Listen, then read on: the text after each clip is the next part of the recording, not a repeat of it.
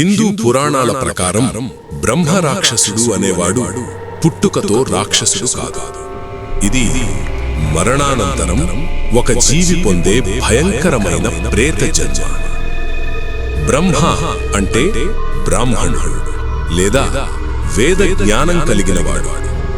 రాక్షసుడు అంటే క్రూరమైన స్వభావం కలవాడు.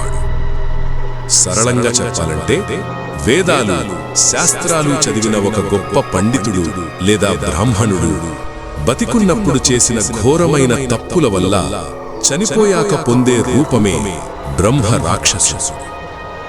గరుడ పురాణం, మనుస్మృతి మరియు ఇతర ధర్మశాస్త్రాల ప్రకారం ఒక పండితుడు తాను నేర్చుకున్న మంత్రాలను లోక కళ్యాణానికి కాకుండా ఇతరులకు హాని చేయడానికి ఉపయోగిస్తే, అర్హలైన శిష్యులకు విద్యను బోధించకుండా ఆ జ్ఞానాన్ని తనలోనే దాచుకుంటే, తన పాండిత్యంపై అహంకారంతో ఇతరులను లేదా దైవాన్ని అవమానిస్తే, దేవాలయానికి గురువుకు చెందిన ధనాన్ని అన్యాయంగా అనుభవిస్తే, బ్రాహ్మణుడై నిత్య కర్మలు వదిలేసి నిషేధిత ఆహారం, మాంసాహారం, మద్యపానం తీసుకుంటూ అధర్మ మార్గంలో నడిస్తే, అటువంటి వారు మరణానంతరం బ్రహ్మ రాక్షసులుగా మారుతారని పురాణాలు చెబుతున్నాయి.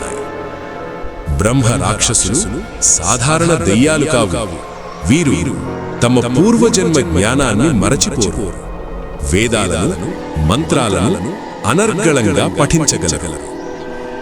మర్రి చెట్లు, రావి చెట్లు, పాడుబడిన దేవాలయాలు, బావుల దగ్గర వీరు నివసిస్తారు.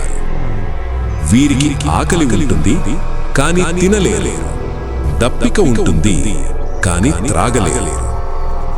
ఈ బాధ నుంచి విముక్తి చాలా కష్టం.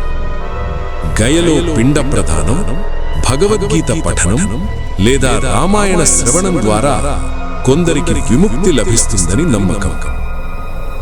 జ్ఞానం ఉండి కూడా ధర్మం తప్పిన మేధావులే బ్రహ్మ రాక్షసులు. ఇలాంటి ఆసక్తికరమైన పురాణ విషయాలను తెలుసుకోవడానికి ఇప్పుడే సబ్స్క్రైబ్ చేసి లైక్ చేయండి. మీకు ఎలాంటి వీడియోలు కావాలో కామెంట్ చేయండి.